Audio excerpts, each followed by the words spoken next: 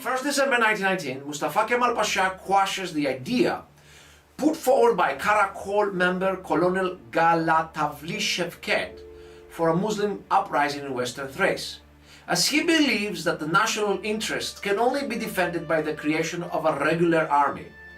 The same day, Greek Prime Minister Eleftheris Venizelos arrives in Athens for the first time in 11 months since back in November 1918, when he had left to participate in the Paris Peace Conference. Now, he comes to take part in the reopening of the Greek parliament that had prorogued itself since the entry of Greece into the war in 1919, with the intention of extending the life of parliament for another 4 months or until the treaty with the Ottoman Empire is signed. As part of his activity, he gave a speech to a large rally of his supporters at Syntagma Square in Athens. In his speech, he took stock of the situation as it was at that point. He accused Bulgaria of seeking a Balkan hegemony that would have meant the destruction and subjugation of Greece and its rendering to vassalage status. He accused the exiled King Constantine of being a supporter of this plan, and that this general situation was averted by the popular revolution that led to the national defense movement. A popular revolution, by the way, as he sees it. Others would call it a coup or a mutiny. He argues that the Treaty of Neuilly is fair to Bulgaria, as with small exceptions, the territory it gets is the territory it can claim on the basis of the right of nationalities. At the same time, Bulgaria is made smaller than all of the other Balkan states. He is not including Albania in this, which guarantees the security of the Balkan peace, according to him. He calls on the people not to worry about the delay with the Turkish peace treaty, but to take heart from the victory over Bulgaria and to trust that the government will be able to persuade the allies of the justice of the Greek demands and grant Greece both Thrace and the area of Kimara in southern Albania, northern Epirus. He tells the people that the decision on the issue of the Deccanese that respects Greek claims should also be expected. In Asia Minor, he proclaims that all know that the Greek military intervention is of a different character than the one done in southern Russia back in 1918. That this is not just a policing action in the name of the Entente, but an action to place a territorial claim, to stake a territorial claim based on the rights of the Greek people in the area. He is thus confident that the Greek military occupation will be the prologue to the incorporation of the Smyrna-Izmir region into Greece. He argues that the Greek presence there is justified on the basis of a 3,000-year-old history of the presence of the Greek people in that region, and that the political return of Greece to it will be a new chapter in what he claims is the civilized mission of the Greek people in Asia. He does though caution that this dream has to overcome immense challenges put forward by what he calls the policy of naked despotism followed by King Constantine, which he means his deposed faction. He also tries to rally the people to a vision of hard administrative work after the treaty is made, arguing that only his liberal party can guarantee success. He defends the Liberal Party and its administration of 1917-1919 against accusations about the problems and flaws that existed by pointing out that all states that were engaged in the war saw a degradation in the quality of government that they provided, and most did at a much more worse pace than that of Greece. He argues that expansion without reform will fail, but reform must wait for the Turkish treaty. He hopes to lead a strong, rule of law Greek state, a Rechtsstaat, that will guarantee the new territorial and political situation in Anatolia and the Balkans and be an exporter of the liberal ideology in the region. Now this talk of him, this speech of him, gives you a good idea of the arguments of Venizelos both internally and externally. Greece was the only state of the region with the capabilities to become a strong liberal regime that will protect the post-war settlement in the region and foster the export of liberal regimes around it. It is on this promise that he and Lloyd George rested their common efforts for a Greek-UK special client-patron relationship, and it was this promise that others within the UK government questioned, treating Venizelos the same way he treated Stambolitzky and Ahmad Ferid Pasha, as a temporary exception to the national politics. Between the 1st and 7th of December of 1919, there is renewed fighting in Zangezur between local Armenian insurgents and the Azeri forces. Between December 2 and 11, 1919, the Second Congress of the Turkic Federalist Musavat Party takes place. This is the ruling party in Azerbaijan. It is a party heavily influenced both by socialist ideas but also by ideas of the Ittihad ve Terakki Cemiyeti from the Ottoman Empire. Between 2 December and 9 December 1919, we have the 8th All-Russian Conference of the Communist Party of the Russian Socialist Soviet Federation, which rules against the creation of ethnic communist parties. On 6 December of 1919, after not meeting since the start of 1919, the Greek parliament, based on the results of the elections of April 1915, met in order to discuss the ratification of the treaties of Versailles, Saint-Germain and Neuilly. Now, Venizelos also wants to extend the term of this parliament for another 4 months, in addition to the previous 6 months it had been extended in 1918. The goal is simple in the eyes of his opponents: to avoid elections before the Turkish treaty is signed. In the eyes of his supporters, on the other hand, they would argue that since the war was still going on for Greece in Asia Minor, it was imperative to wait for the resolution of that conflict before calling for elections, in order not to break the diplomatic and military effort with the change of administration. They would argue that this had been the practice in the United Kingdom and France during the First World War, and thus Greece should not be considered as a weird exception. Now, most of the political leaders of the anti-Venizelist faction are in external or internal exile, including key players like ex-Prime Minister Dimitrios Gounaris, retired Admiral Mikhail Goudas, retired military officers Ioannis Metaxas and Victor Douzmanis, the Mercouris brothers, and Konstantin Eslin, Panayotis Tsaldaris, and ex-Prime Minister Stefanos Kouloudis.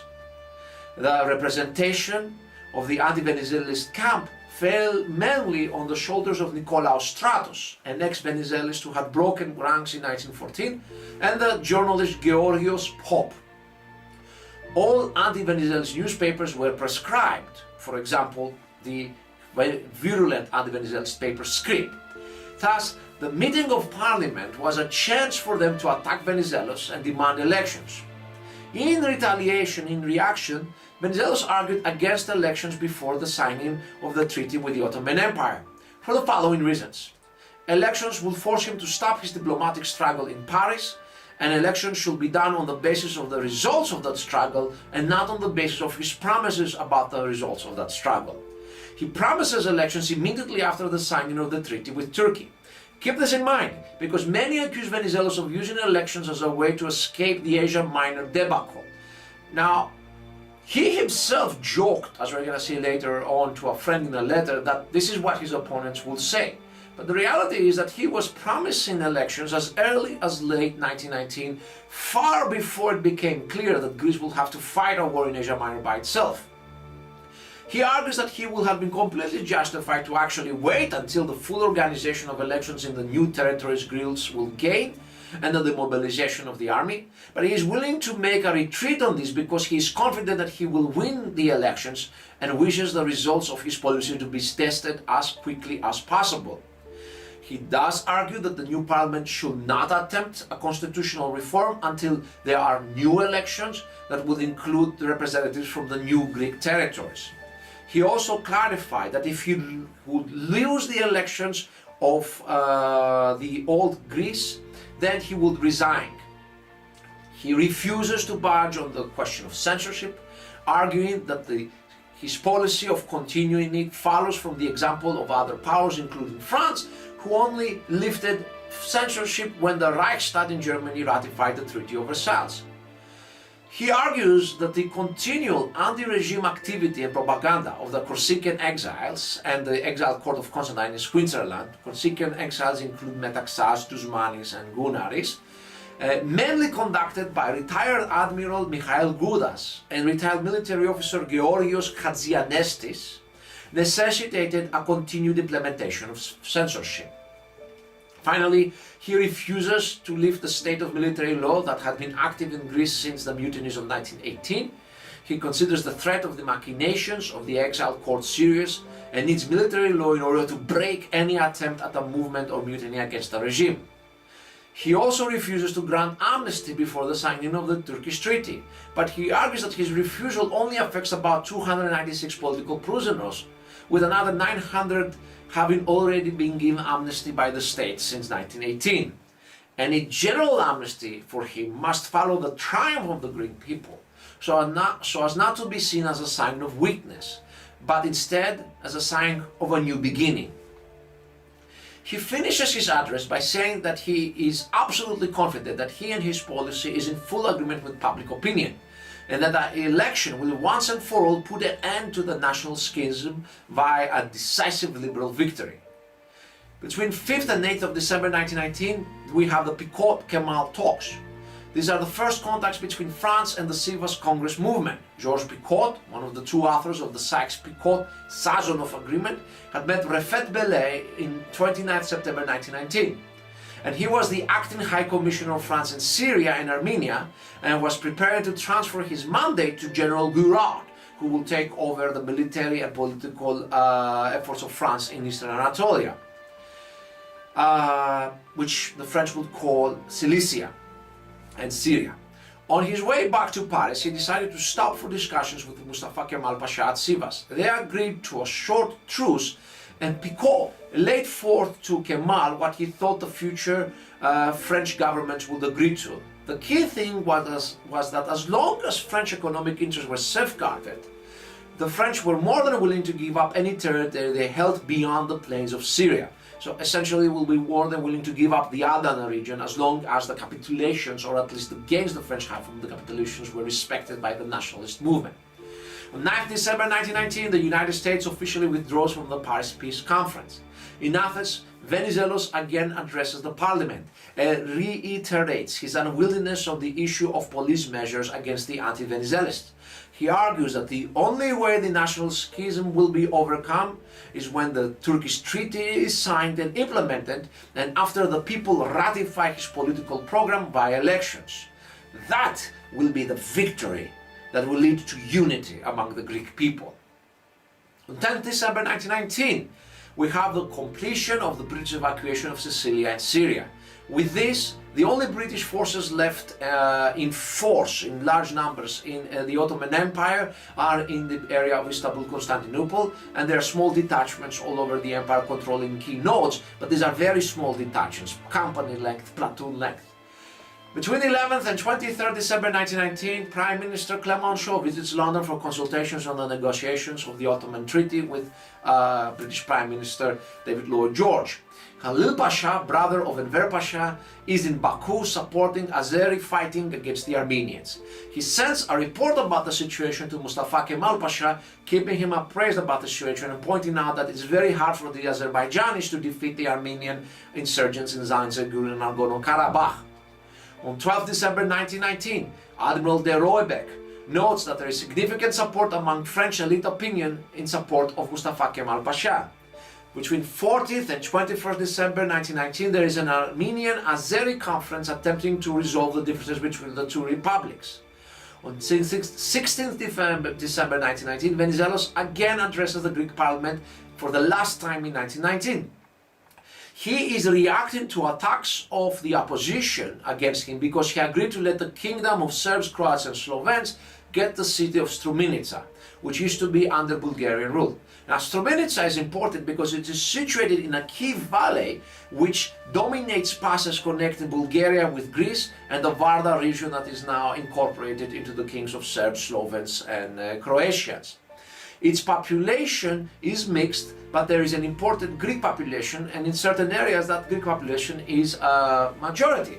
And of course they had hoped for incorporation in Greece. Interestingly enough, Israelites, Jews essentially, as well as the Muslims of the region also wanted incorporation into Greece. But Venizelos decided to accept its granting to the new kingdom as part of his policy of keeping good relations with Serbia in order to deter Bulgarian irredentism. Venizelos takes advantage of this attack in order to explain his foreign policy to the chamber. He defends his decision not to claim Strumunitsa based on the 1913 agreement between Greece and Serbia about the disposition of the territories that they had liberated, or if you want, occupied, from the Ottoman Empire, which had granted the valley to Serbia. He argues that no state can stand and survive in a community of nations if it does not hold its word, if it violates the agreements it signs. And he argues that when Serbia was indeed willing to grant that territory during the First World War, it was the policy of King Constantine and his clique that ruined that chance.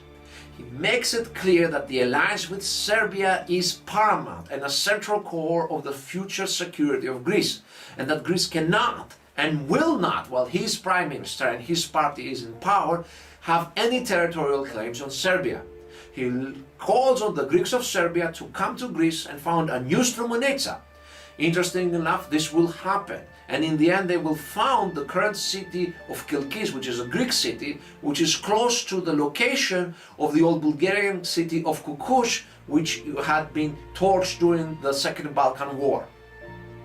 He makes clear that Greece will never intervene against a friendly and allied state characterized by a liberal and Christian rule to satisfy the problems of any Greeks that are living in that state. He extends that position even to the post-Neuilly borders of Bulgaria, clarifying that Greece has no national claims anymore against Bulgaria. Beyond the issue of Western and Eastern Thrace, which Greece will claim and get, according to Venizelos, Greece has no more claims, territorial or national, against Bulgaria.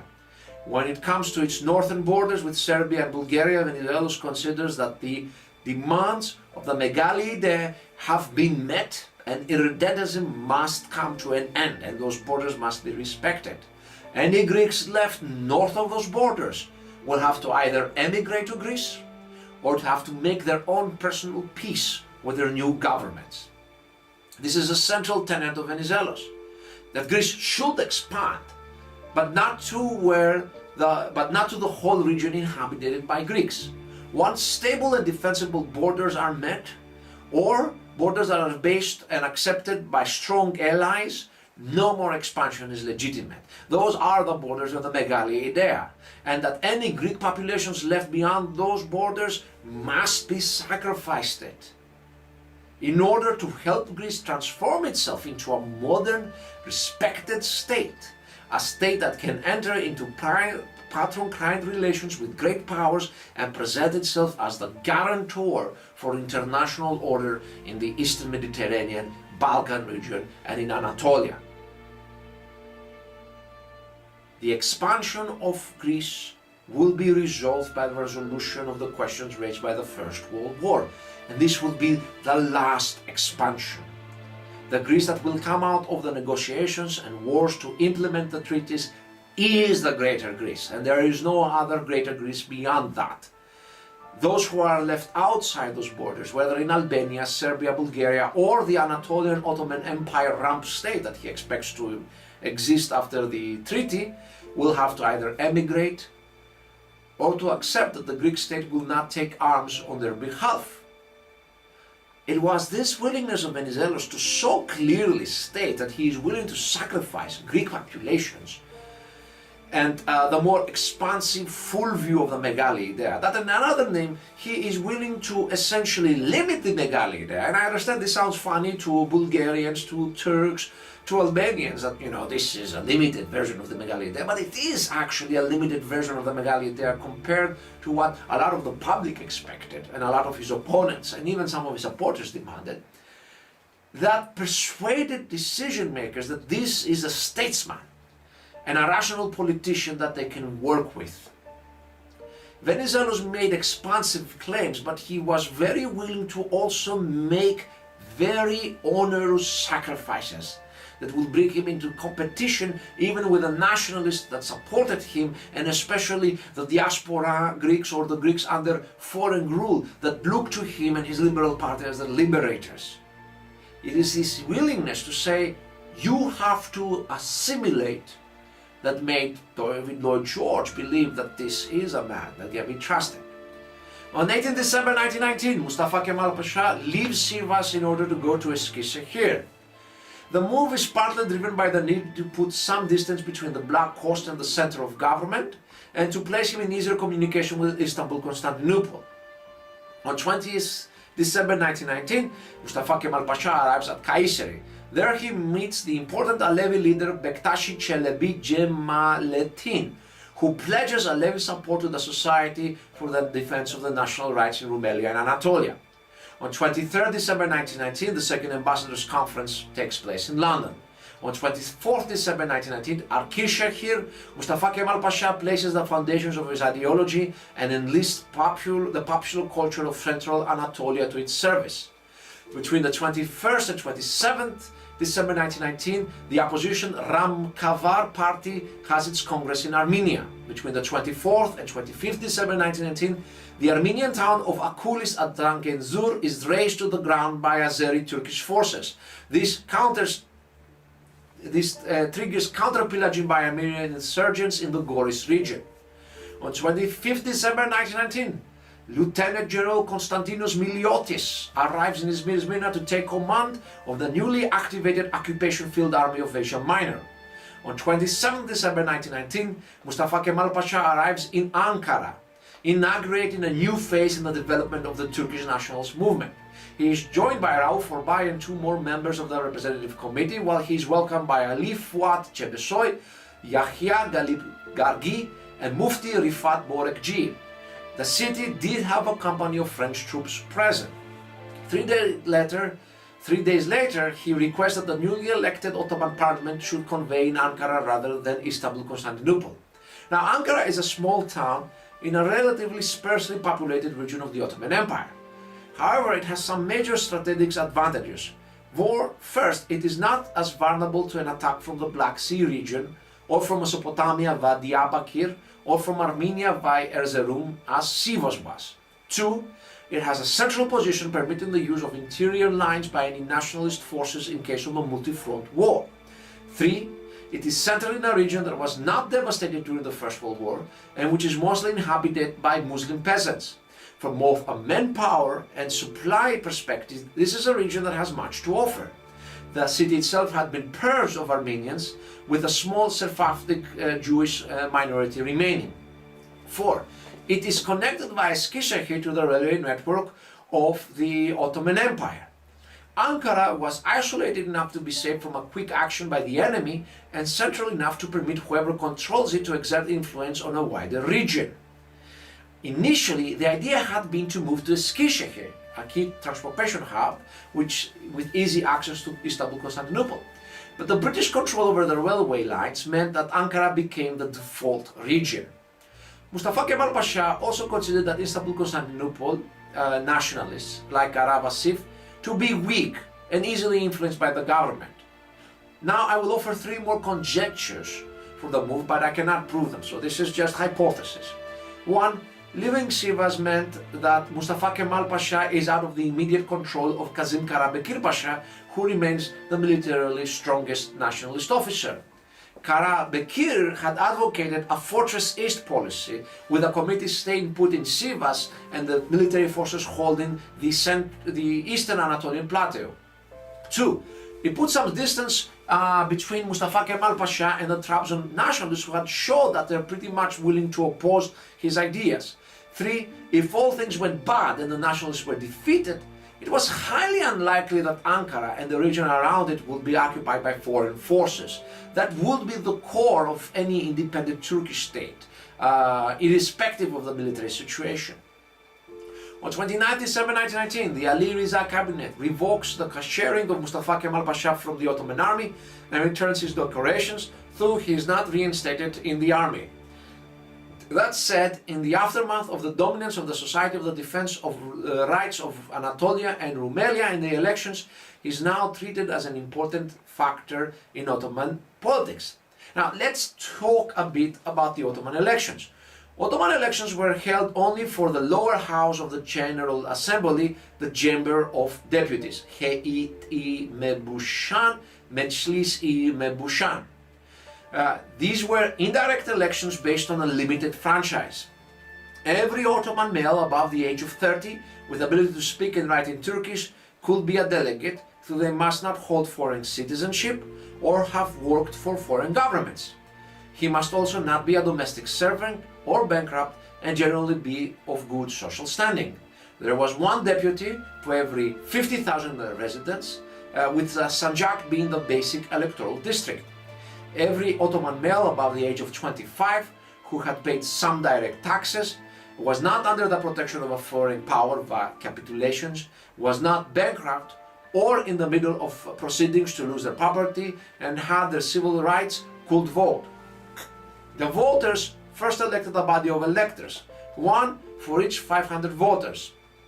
Those electors then voted for the deputy among the candidates. Interestingly, the financial restriction for electors was weaker than that for voters. This means that the actual selectors of deputies were a small group of men, perhaps as few as 20-25 per Sanjak, who could easily be coerced, bought off, or influenced for their choice. The elections lasted a long period of time, as their two-stage process and detailed rules were hard to implement. These elections were a resounding success for the Sivas movement. The Society of Defense of Anatolia and Rumelia was the most organized bloc running in the elections and dominated most of the Anatolian landmass of Asia Minor. But they also ran against no opposition. As noted earlier in an early episode, the Ottoman Greeks and the Ottoman Armenians had refused to participate in the elections as they had declared their legal secession from the Ottoman Empire.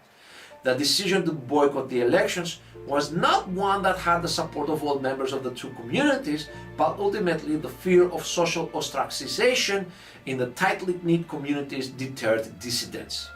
The communities also refused to participate since the genocidal and population engineering policies of the Committee of Union and Progress in 1914-1918 had heavily decreased their numbers.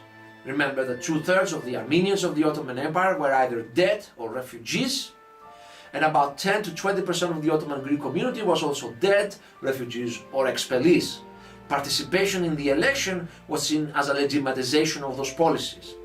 Thus, the two main minority groups in the Ottoman Empire boycotted the elections. But even the Ottoman Muslim opposition boycotted, citing the fact that members of the nationalist movement were permitted to run, and as part of his opposition policy to the current Grand Vizier, Tamat Ferit Pasha refused to let his Liberal Union, Liberty and Entente party contest in the elections. Thus, the nationalists dominated the new Chamber of Deputies. This result is unlikely to have changed if Ottoman Armenians, Greeks and the Liberal Union had run. The simple reality was that Mustafa Kemal Pasha and the Society for Defense of Rights was the most popular political movement among the local elites who would make up the electors. But the presence of a vocal opposition might have impacted subsequent events and especially Allied decisions differently. Militarily, according to the Greek General Staff Concise History of the Campaign of Asia Minor, the November-December period was one of low-intensity conflict. In total, the period October-December 1919 cost the Greek army 9 officers killed, 75 enlisted men killed, 14 officers and 64 enlisted men wounded, 2 missing in action and 1 prisoner of war. The army planned to fortify the Izmir-Smyrna region, but the decision to engage in forward defense meant that this endeavor was given up. The army had decreased in number, as 4 classes of reservists of the 1910-1913 period classes were demobilized from the army. 3,241 men from the currently serving classes were sent to Asia Minor to make up for the loss of men. The Occupation Field Army of Asia Minor by January 1920 was made up of Army Corps A under Major General Konstantinos Znaider, with the 1st, 3rd and 13th divisions under his command, and the Smyrna Army Corps under Lieutenant General Dimitrios Ioannou with the Smyrna and Archipelagos divisions. Both generals were veterans of the First World War, with Ioannou having a reputation for gruffness and toughness.